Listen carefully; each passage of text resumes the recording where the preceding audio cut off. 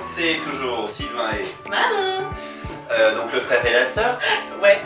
Nous sommes là pour vous faire déguster aujourd'hui un nouveau vin.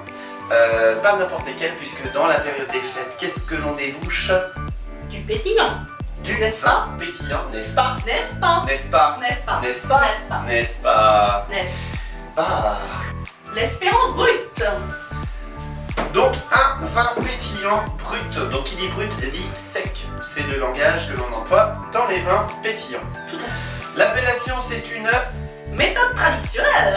Donc c'est une appellation aussi d'origine Si on a protégée. déjà la question pour un champion.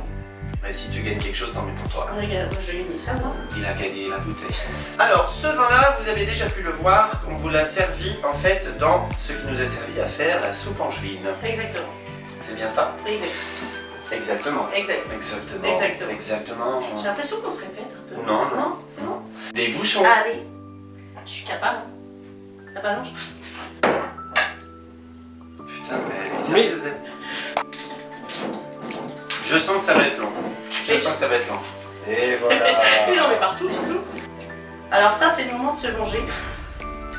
Si avec votre voisin vous énerve un peu et que vous avez la possibilité d'ouvrir la bouteille, non, en vrai, faut pas le faire. Mais Oh si, dans le nez. C'est rigolo dans le nez. Ah, c'est juste une oh dégustation. putain. Puisqu'il faut toujours le déguster avec. Modération. Merci, Whitney. Alors, ce qui est important quand même de savoir, c'est que même un vin pétillant, on peut apprendre à le déguster. Ok, bien. Et ben on a qu'à commencer la dégustation. Au niveau de l'œil, qu'est-ce que tu peux nous dire? La couleur, les bulles? Alors, ce qui est important de savoir, c'est que dans un vin pétillant, les critères de qualité sont donc la couleur, bien sûr, toujours un vin clair hein, qui est limpide, etc. Donc là, c'est vraiment le cas. Vous avez ensuite le critère des bulles. Alors les bulles sous deux manières. Vous avez la grosseur des bulles et la quantité de bulles. La grosseur des bulles, c'est-à-dire que plus les bulles sont fines, plus c'est un critère de qualité. Et plus les bulles sont en chaînette, c'est-à-dire qu'elles se suivent les unes et les autres à remonter le verre, plus ça aussi c'est un critère de qualité. Ensuite au niveau du nez, donc c'est plus compliqué en fait parce que vous allez avoir déjà tout le gaz carbonique qui s'échappe de ces bulles-là. Donc en fait ça nappe et ça va masquer tous les arômes. Vous pouvez trouver de la poire, des choses comme ça. Alors il peut y avoir quelques notes, des fois un petit peu même de fumée. C'est assez original en fait, vous allez avoir des choses un petit peu comme de grillé. Et c'est pas gênant, au contraire, il n'y a rien de péjoratif là-dedans. Au contraire, c'est quelque chose d'assez chaleureux. Il ne nous reste plus que le goût, à consommer toujours avec... Modération. Oh, jolie note.